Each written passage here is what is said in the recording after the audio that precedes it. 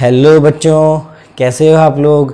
बच्चों, आप लोग पढ़ चुके हैं संधारित्र के बेसिक चीज़ों के बारे में, जैसे संधारित्र का सिद्धांत क्या होता है, इसकी धारिता का सूत्र किस प्रकार से हम पढ़ते हैं। ठीक है बच्चों, आज हम पढ़ेंगे संधारित्रों का संयोजन। इसका अर्थ क्या है, ध्यान दीजिए। आपने 10वीं क्लास में पढ़ा था प्रतिरोधों का श्रेणीक्रम और समांतर क्रम संयोजन।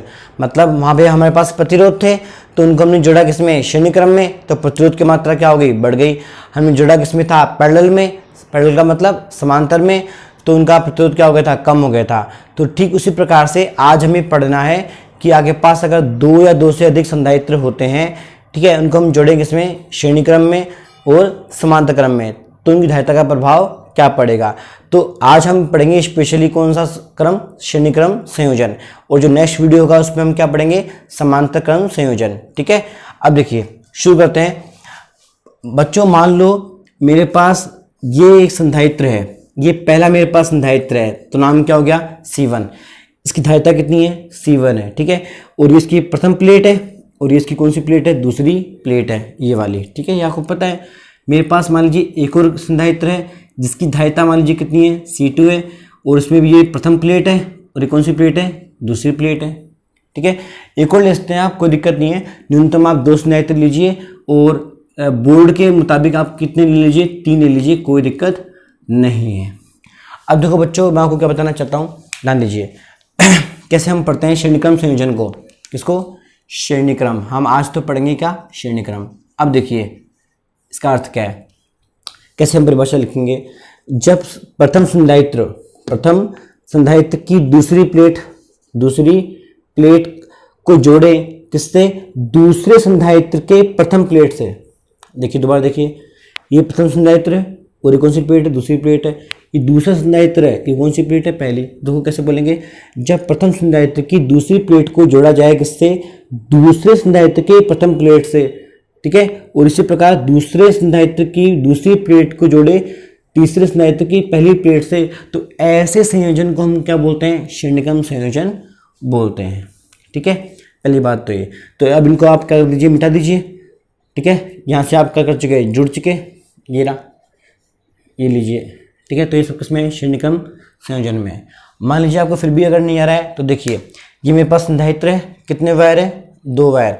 ये वाला वायर ये वाला हो गया और ये वाला ये रहा, ये मेरे पास हो गया प्रथम संधारित्र।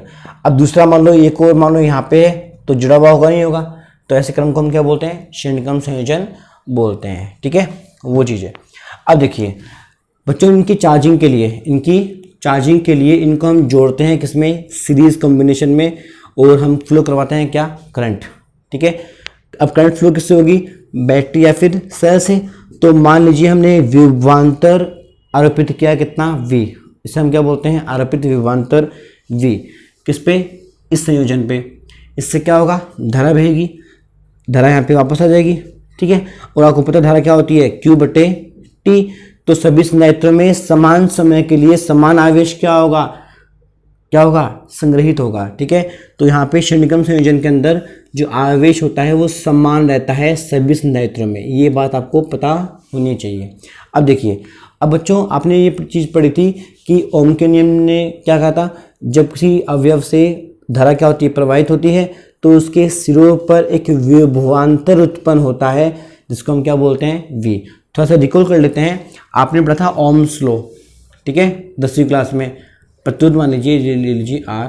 आपने थोड़ा सा पढ़ा था कि जब R प्रतिरोध से धारा का क्या हुआ, मान बहा, धारा प्रवाहित करी, तो उसके सिरों पे क्या उत्पन्न हो गया, विभवांतर उत्पन्न हो गया। सेम केस यहाँ पे, बस वहाँ प्रतिरोध था, यहाँ पे क्या आ जाएगा, धारिता। ठीक है, इतना फर्क है बस।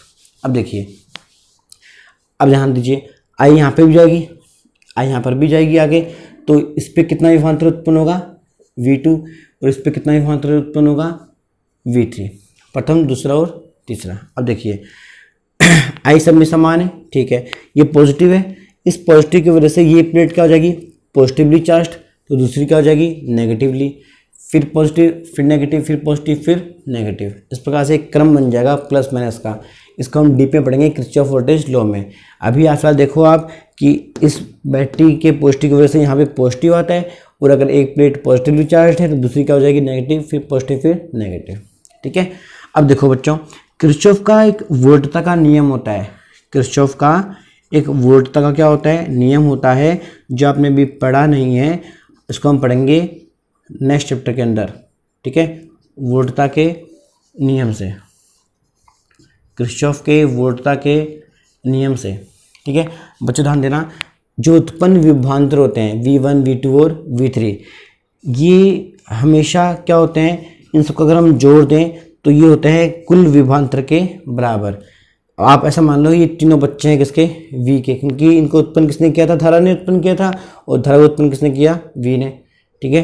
तो V जो है उसका मान क्या होता है, बराबर होता है किसके, इन तीनों के योगफल के बराबर। समीकरण नंबर 1। अब बच्चों हमें पढ़ना था धारिता का प्रभाव, धारिता का प्रभाव श्रेणी क्रम में किस प्रकार से होगा, तो हमें इस समीकरण को बदलना होता है धारिता के रूप में।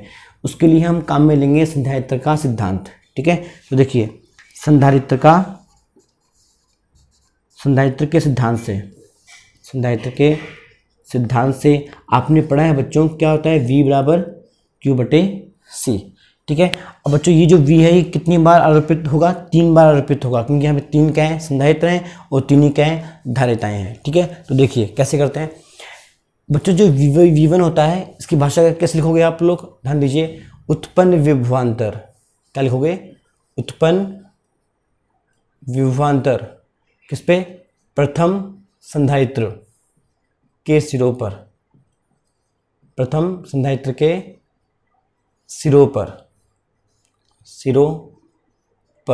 अब देखो V1 है तो हमारे पास क्या आ जाएगा, V1 आ जाएगा, बराबर फॉर्मूला ध्यान दो क्या है, Q/C है, तो Q/C1। इसी प्रकार से भाषा एक और आएगी बच्चों कि दूसरे संधारित्र के सिरों पर उत्पन्न विभवांतर, तो वहाँ पे क्या आ जाएगा, V2 बराबर कितना, Q/C2। देखो Q पे 1 2 नहीं आया, क्यों आया पता लग गया, धारा का मान सभी के लिए क्या है, समान है, तो संग्रहित आवेश का मान भी क्या होगा, समान होगा। ये भी Q आवेश ग्रहण करेगा, ये भी Q और ये भी Q, क्योंकि धारा का मान कितना होता है, Q/T। अब देखिए आगे, ऐसे मेरे पास क्या आ जाएगा, V3 की भाषा क्या होगी, भाषा लिखनी पड़ेगी आपको ताकि न्यूमेरिकल में काम आए, ठीक है। देखिए V3 को हम क्या लिखेंगे, तीसरे संधारित्र के सिरों पर उत्पन्न विभवांतर, क्या बन जाएगा, Q/C3। अब बच्चों को हमें कुछ खास नहीं करना, इन तीनों समीकरणों को उठाई कहाँ रख देना है, समीकरण नंबर 1 में रख देना है। क्या बनेगा, Q/C1, Q/C2, Q/C3। अब देखिए मैथमेटिक्स क्या बोलती है, हर समीकरण क्या होता है, बैलेंस होता है, क्या होता है, बैलेंस होता है लेफ्ट और राइट से, बाएं और दाएं पक्ष से। तो दाएं पक्ष को आपने क्या कर दिया, चेंज कर दिया, किस रूप में, आवेश बटे धारिता के रूप में। तो जो बायां पक्ष है उसको भी हमें करना क्या पड़ेगा, चेंज करना पड़ेगा, किसमें, आवेश और धारिता के रूप में। तो आवेश तो देखो कैसे आएगा, ये जो V है ये क्या है, कुल विभवांतर है, आरोपित कुल विभवांतर है, तो आवेश कैसा आएगा, कुल आवेश बटे में कुल धारिता। तो कुल आवेश तो कितना है, Q ही है, कुल धारिता को यहाँ बच्चों हमने नाम दिया है CS, क्या दिया है, CS, क्यों दिया है, S का मतलब क्या होता है, सीरीज को हिंदी में क्या बोलते हैं, श्रेणी क्रम। तो इससे कैसे पढ़ेंगे, ये है श्रेणी क्रम संयोजन में तुल्य धारिता है, तुल्य धारिता है, ठीक है, वो चीज़ है। फिर देखिए Q सब में से कॉमन आएगा, कट जाएंगे सारे, तो आपके पास क्या बचेगा, 1/CS, 1/C1, 1/C2 और 1/C3। तो बच्चों ये महत्वपूर्ण सूत्र होता है श्रेणी क्रम संयोजन के लिए, ठीक है। अब न्यूमेरिकल करने से पहले बच्चों इसके कुछ तथ्य हैं जो एग्ज़ाम में बहुत ज़्यादा काम में आएंगे आपके, ठीक है। तो अभी हाल आप क्या कीजिए, वीडियो को पॉज कीजिए और जो मैंने आपको बताया पूरा उसको लिखिए आराम से। जब आप यहाँ जाएंगे उसके बाद हम पढ़ेंगे फैक्ट। देखिए मैं आगे बढ़ रहा हूँ अभी हाल पहला तथ्य देखो बच्चों ध्यान दो ये जो पहला तथ्य होता है ये ऐसे कहता है कि जितने भी संधारित्र हमारे पास हैं, अगर उन सभी संधारित्रों की धारिताएं हम क्या ले लें, समान ले लें, क्या ले लें, समान। तो हम तो क्या होगा, मतलब C1 बराबर C2 बराबर क्या हो जाए, C के बराबर हो जाए। ऐसा अगर होता है हो तो ध्यान दीजिए क्या आएगा, 1/CS आएगा, नहीं आएगा। अब मान लीजिए इन तीनों की धारिताएं कैसी है, समान है, तो क्या आएगा C, ठीक है। तो क्या आएगा देखो 1/C plus 1/C plus 1/C। तो देखो उत्तर कितना आएगा, C/3 किसका, CS का। देखो 3/C आएगा पर किसका आएगा, 1/CS का। हमें CS चाहिए तो उल्टा हो जाएगा C/3, ठीक है। अब देखो ये तो हो गया 3 संधारित्रों के लिए। मानो हमारे पास n संधारित्र होते हैं, n का मतलब 1 2 3 कहाँ तक, n तक। तो देखिए यहाँ पे 3 नहीं आता, फिर यहाँ पे क्या आता, n आता, और ये पद कहाँ तक चलता, n तक। ये प्रथम पद, दूसरा पद, तीसरा, चौथा डैश कहाँ तक, n तक, ठीक है। तो वो चीज़ है। अब देखिए ये हो गया बच्चों पे हमारे पास क्या है, पहला तथ्य। ये क्या बोलना चाहता है कि जब धारिताएं सभी की क्या होती है, समान होती है, तो तुल्य धारिता जो होती है, तुल्य धारिता, उसके लिए हमें करना क्या पड़ता है, जो धारिता हमें गिवन होगी, दी गई होगी, उसमें बट्टे में क्या दे देंगे, अंक का भाग दे देंगे, जितने अंक जुड़े हुए हैं, जितने संधारित्र जुड़े हुए हैं, ठीक है। तो वो हो गया मेरे पास पहला तथ्य। अब देखिए पॉइंट नंबर 2 बच्चों, दूसरा तथ्य क्या बोलता है कि CS का मान हमेशा कम प्राप्त होता है जो जुड़े हुए हैं, जो जुड़े हुए हैं किसमें, श्रेणी क्रम में।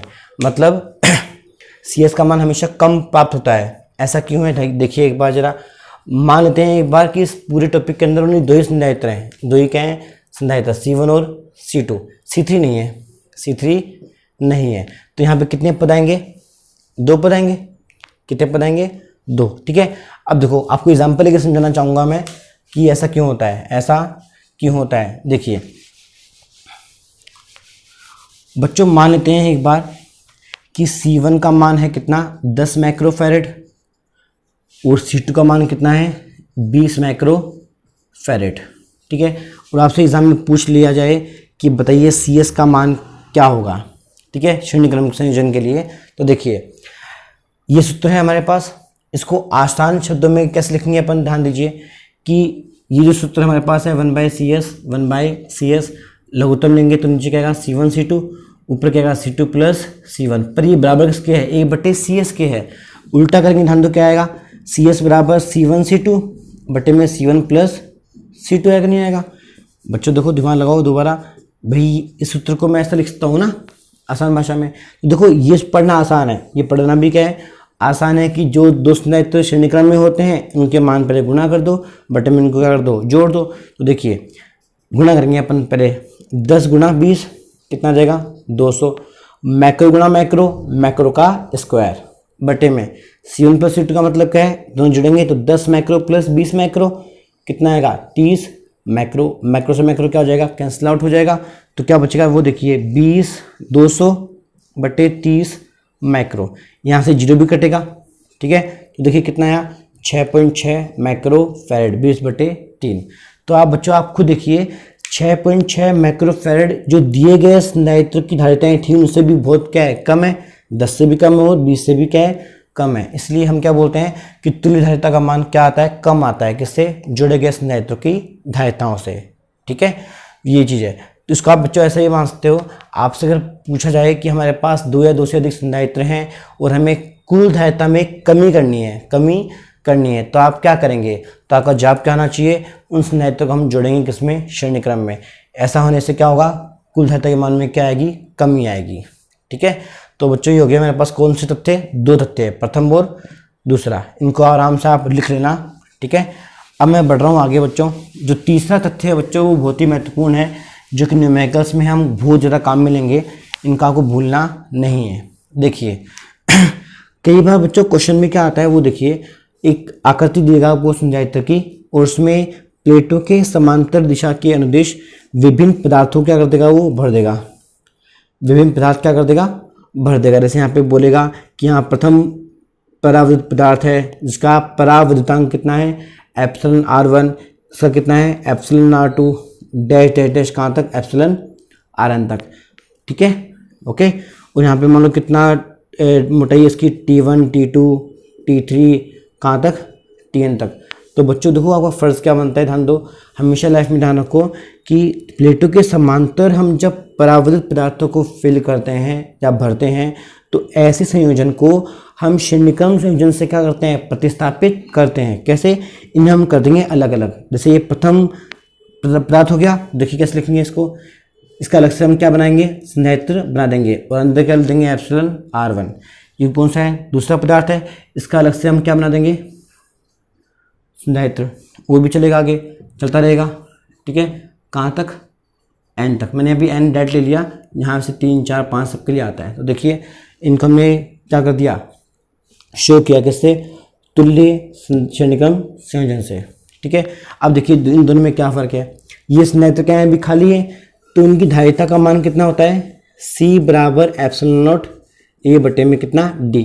और ये भरे हुए हैं, तो भरे हुए के लिए बच्चों आप पढ़ चुके हो कि Cm बराबर क्या था, एप्सिलॉन R गुणा में क्या, C। ठीक है, तो ये फॉर्मूला कितनी बार आएगा, n बार आएगा। जैसे ये प्रथम पदार्थ है तो कितना आ जाएगा, Cm1 एप्सिलॉन R1, और यहाँ पे कितना आ जाएगा, C1। ठीक है, ऐसे चलता रहेगा। ठीक है, ये कितनी बार आएगा, n बार आएगा। ठीक है बच्चों, तो बच्चों आज हमने सीखा श्रेणीक्रम संयोजन। नेक्स्ट वीडियो में हम सीखेंगे समांतर श्रेणीक्रम संयोजन। ठीक है, समांतर क्रम संयोजन हम पढ़ेंगे। उसके बाद हम करेंगे कुछ न्यूमेरिकल्स जो कि जेईई और बोर्ड एग्जाम में आते हैं। नीट एग्जाम के लिए भी हम कुछ क्वेश्चंस करेंगे इसके अंदर। ठीक है।